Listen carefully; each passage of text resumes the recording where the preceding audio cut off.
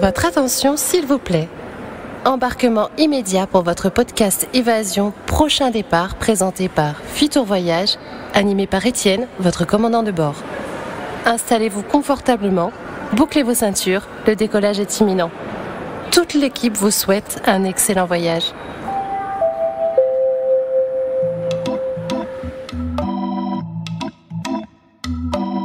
Bienvenue à l'écoute de Prochain Départ, podcast de voyage qui vous est présenté par Fitour, professionnel du voyage organisant vos vacances dans des coins de paradis, depuis ses agences situées un peu partout dans le quart sud-ouest de la France. Fermez les yeux et laissez-vous emporter dans la destination de vos rêves, ça c'est ce que vous suggère Fitour qui se charge de tout le reste. Aujourd'hui, nous embarquons pour la Sicile en compagnie de Laurine, professionnelle du tourisme et amatrice de la Sicile. Bonjour. Bonjour Laurine. Et Thierry et Corinne, deux voyageurs qui nous reviennent de Sicile. Bonjour. Bonjour. Alors, combien de fois chacun êtes-vous partis en Sicile ? Corinne? Alors, nous sommes partis, Thierry et moi-même, donc une seule fois en Sicile, mais c'est la première, mais pas la dernière fois, bien sûr. Et Laurine alors? Moi, je suis partie 2 fois en Sicile, une fois pour le boulot et une fois à titre personnel. Ok, donc 2-1 pour Laurine.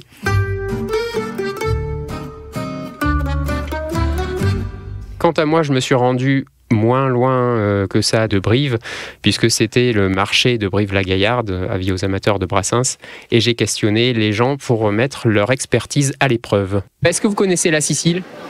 La CCI? Ah pardon, faux départ, on recommence. Et au passage, si vous trouvez parfois mes questions déroutantes, il ne tient qu'à l'inviter d'avoir de la répartie. Enfin, voyons. Est-ce que vous connaissez la Sicile? Ah non, pas du tout, non. Non. Vous savez pas où je peux la trouver? Ici, non. Ici? Non, ici, non, je sais pas. Écoutez, sans doute au sud, vous tirez tout droit et à gauche. La Sicile avait de nom, mais j'ai jamais eu le plaisir d'y aller. La Sicile, oui, bien sûr. Vous y êtes allé déjà? Oui, j'ai fait tout le tour de l'île, Palerme et compagnie. Et surtout compagnie d'ailleurs. Donc on apprend que c'est une île déjà. Qu'est-ce qui vous a le plus marqué en allant en Sicile parmi les villes, dans la culture, le patrimoine? Alors pour ma part, il m'a plu le plus, c'est l'Etna, qui est fabuleux, la vallée des temples, qui est avec des temples mais magnifiques, ces plages divines, avec une eau magnifique, beaucoup de poissons. Corinne. Le patrimoine, bien sûr, Cefalù, une petite ville où on était, et puis les Siciliens. Et puis les Siciliens, bien sûr. Et Laurine, qu'est-ce que tu as préféré, toi? Alors moi, ce que j'ai préféré en Sicile, c'est que vraiment tout est bien conservé, les gens sont vraiment sympas, la nourriture, on y mange bien, enfin tout est réuni pour passer vraiment des bonnes vacances. Et qu'est-ce que vous avez regretté de ne pas encore avoir vu? Les îles éoliennes, la prochaine fois. Bien sûr. Et Corinne? Oui, c'est pareil, les îles éoliennes, bien sûr, Syracuse aussi, qui est une ville où on n'a pas pu aller, et pour la prochaine fois. D'accord, donc vous allez suivre la musique d'Henri Salvador. Mais totalement. Et Laurine? J'ai pas pu voir Syracuse non plus, donc petit regret aussi pour ces gestes avec les temples, etc. Mais après sur le reste, c'est vrai qu'en une semaine c'est compliqué de faire tout le tour, donc bien sûr, profiter au maximum. Je continue sur mon petit marché de Brive. Qui pense que cette destination vaut le coup? Vous aimeriez pas aller faire le marché ailleurs que sur Brive, par exemple à Palerme? Bien sûr. Ouais. Absolument. Ah ouais, si on paye le voyage, oui. Vous voulez nous y emmener? Pourquoi pas? On est partant. Alors il y a les enthousiastes, et puis les gens blasés, parce que finalement le marché de Brive c'est le paradis. Vous aimeriez tant voir Syracuse? Pas tant que ça. Mais non, on est si bien en Corrèze, pourquoi aller aussi loin? Vous aimeriez pas aller sur un autre marché que celui de Brive-la-Gaillarde? Bon non, il est bien celui de Brive, on trouve tout ce qu'on veut. Et ça va jusqu'à la mauvaise excuse. Oui, mais ce qu'il y a, c'est qu'on n'est pas de la région, nous. Alors, ça n'empêche pas, vous pouvez quand même partir en Sicile. Ah oui, c'est sûr, oui. Bon, il faut dire à sa décharge que j'avais glissé l'avantage certain du trajet direct Brive-Palerme, le tout organisé par Fitour Voyage, bien sûr. Quelle est la particularité de cette destination, celle qui fait dire cette année c'est la Sicile que je vais voir particulièrement? Corinne, tu as une idée? Avant tout, je pense que c'est une île qui a tout en fait, le patrimoine, la gastronomie, les plages, la culture. On trouve de tout sur cette île. Et la chaleur, bien sûr, avant tout, et la chaleur des Siciliens. Et bien sûr. Et Thierry ? Que veut dire après Corinne? C'est pas évident. Elle a tout à fait raison. Son patrimoine est millénaire. On peut partir de Ulysse, en passant par Archimède, et puis les nouveaux, bien entendu, qu'il y a sur place, avec dans la vallée des Temples des sculptures qui ont été posées récemment, nous ramenant à l'antique, mais qui sont d'aujourd'hui. Et vous y êtes allé à quelle époque? On y a été en août. En août? En fait, oui. Les vacances scolaires, bien sûr, avec nos 2 grands ados qui ont adoré. Alors, particulièrement l'Etna, bien sûr, et puisqu'on l'a monté jusqu'à pratiquement en haut. Au sommet, et eux, ils ont adoré. Et Laurine? Alors, moi, je suis partie au mois d'août pour mes vacances personnelles, parce que pareil, vacances scolaires. Et après, pour le boulot, on y était allé en septembre, mais c'est vraiment une destination qui peut se faire du mois d'avril jusqu'à fin octobre. Il fait encore bon, et c'est vrai qu'en arrière-saison, des fois, ça permet de profiter avec un petit peu moins de monde, mais toutes les saisons sont top. Et l'île est tellement grande que ça permet non plus de pas se marcher dessus, même s'il y a beaucoup de touristes. Et en hiver, est-ce que tu as déjà essayé? En hiver, j'ai jamais essayé. Après, ça reste un climat qui est quand même agréable. Il fait moins froid que chez nous. Après, pour se baigner, c'est un petit peu plus limite. Oui, bien sûr. Mais ça reste un climat méditerranéen. C'est ça, exactement. Allez, petit contrôle de connaissances. Vous connaissez un petit peu, vous savez me citer au moins une ville? Non. Non, de tête comme ça. Alors là, c'est là où il faut faire semblant d'être super calé en géo. Palerme. Ah oui, Palerme, oui, mais... Syracuse. Ouais, enfin voilà quoi. Bon, heureux de vous apporter du savoir avec ce micro-trottoir.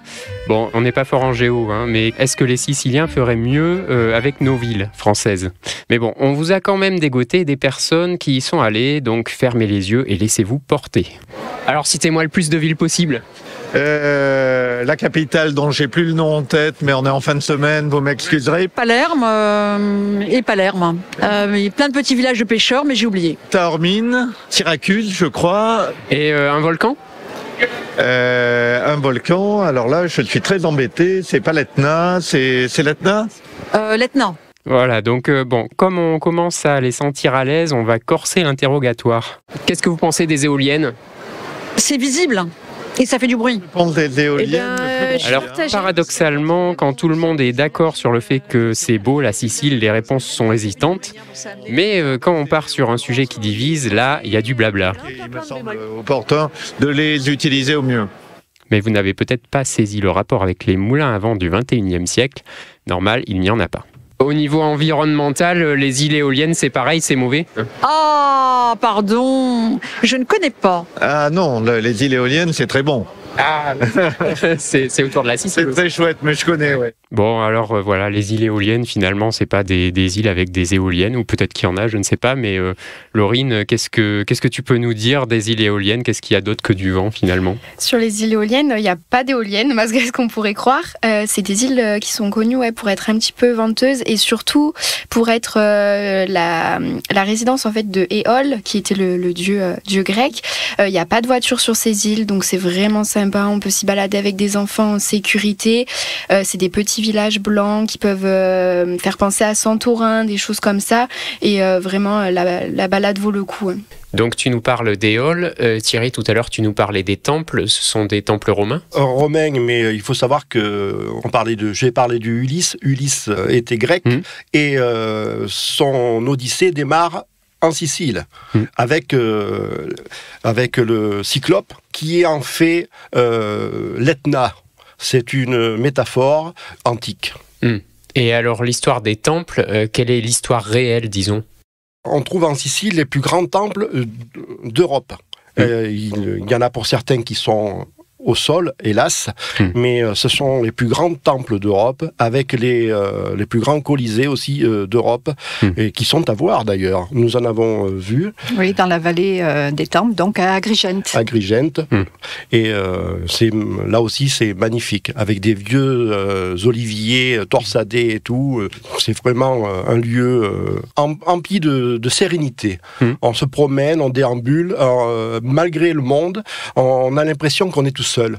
C'est assez étonnant. Et tu dis qu'il y a des temples au sol, mais j'imagine qu'on n'y va pas que pour voir des tas de pierres, il doit y avoir des bons restes en général. Il y en a qui sont, hormis la toiture qui leur manque, on ne dirait pas qu'ils ont 2000 ans. De ces temples, on voit la mer, et à plusieurs endroits sur l'île, comme à Catane, il y a des temples, il y a tout un tas de monuments à voir. D'ailleurs, les guides qu'on a trouvés sur place nous ont beaucoup appris, et il nous en est resté des paillettes dans les yeux. Je me permets de rebondir sur ça. Il y a une super guide de chez nous qui travaille chez nous qui dit en Grèce on imagine et en Sicile on voit. Ah oui, c'est fabuleux. Et au niveau des vestiges encore, il y a des villas romaines somptueuses, je crois, avec des mosaïques, non ? Tout à fait, oui.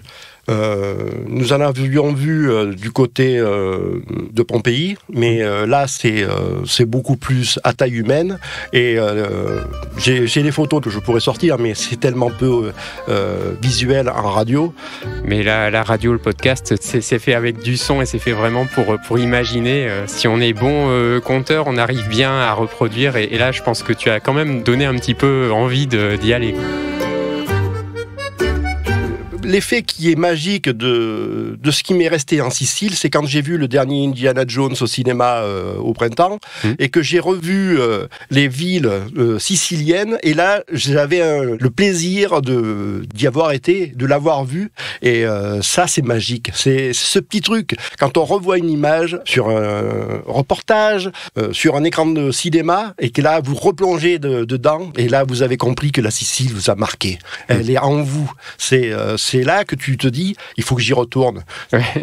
Et donc, est-ce que tu as retrouvé l'esprit qu'on peut trouver dans ce film ? Est-ce qu'il y a des choses qui n'ont pas changé par rapport à, enfin, pas l'époque de tournage, mais de l'histoire ? Le tournage était certainement il y a peu de temps, mais sincèrement, j'étais avec Indiana Jones parce que j'ai vu ces décors, j'ai vu ces paysages, j'ai vu les gens qui sont dans les bars, etc. Et quelque part, j'y étais. J'étais héros du film. Et vous avez croisé Archimède ? Hélas, non. Peut-être un jour. Au niveau de la gastronomie, est-ce qu'on mange bien en Sicile ? Corinne ? On mange divinement bien en Sicile, comme dans tous les pays, on va dire, méditerranéens. Particulièrement, moi je suis une accro du sucre, bien sûr. Donc j'ai une petite pâtisserie que j'ai adorée, donc les cannoli, et dont j'ai un souvenir à rechercher des petites pâtisseries bien traditionnelles, artisanales. Et ça, j'en ai encore l'eau à la bouche. Les cannoli, d'accord. Les cannoli. Et Thierry, Laurine, est-ce que vous avez des noms comme ça à nous partager ? Sympa. Les arancini aussi, c'est super sympa à manger, plutôt du côté salé.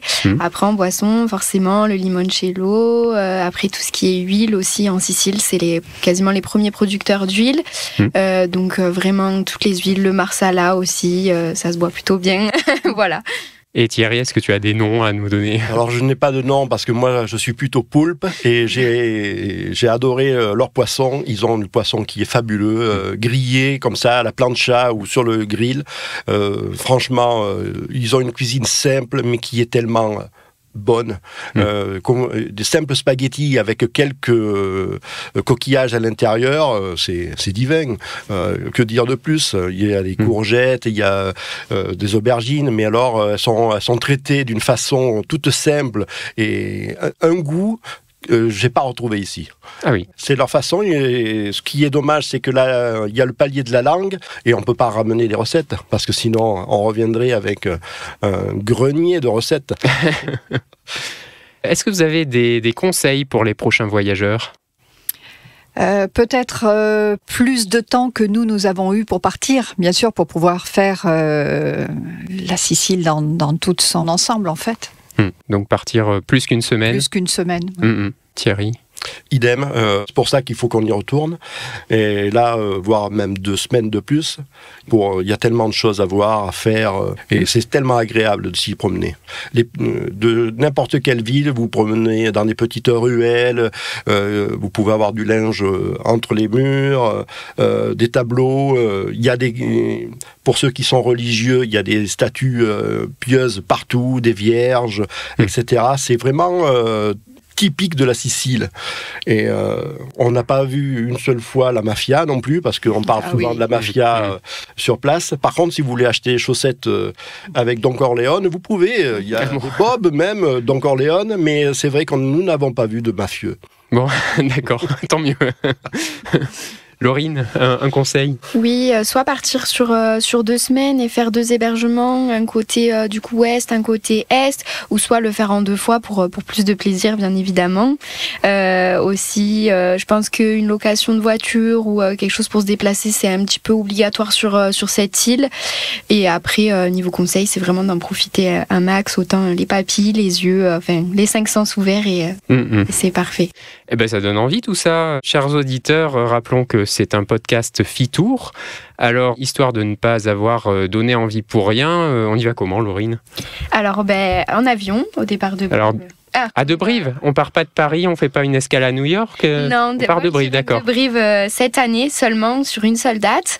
Après, sinon vous avez des vols directs quand même de la région, Bordeaux, Toulouse, Lyon aussi font des vols. Après, forcément, vous pouvez aller jusqu'à Paris, mais déjà en vol direct, on a des vols directs Bordeaux, Toulouse pour Palerme quasiment toute la saison et surtout la saison d'été. D'accord. Et donc, il n'y a pas que le vol que vous organisez, il y a tout autour, le séjour. Tout peut être fait en sur-mesure aussi, selon vos envies, les dates auxquelles vous voulez y aller, ce que vous voulez faire. Tout est adaptable, bien évidemment, dans la mesure de la disponibilité et du raisonnable. Eh bien, merci aux 3 voyageurs, Corinne, Thierry et Laurine. Avec grand plaisir, merci. C'était Prochain Départ, un podcast présenté par Fitour et qui vous fait voyager vers une destination à chaque épisode. Alors ne défaites pas tout de suite vos bagages puisque nous allons très prochainement décoller vers notre pays en compagnie de voyageurs qui en reviennent. Alors attachez vos ceintures, mettez votre casque audio sur les oreilles et fermez les yeux. Prochain Départ, très bientôt.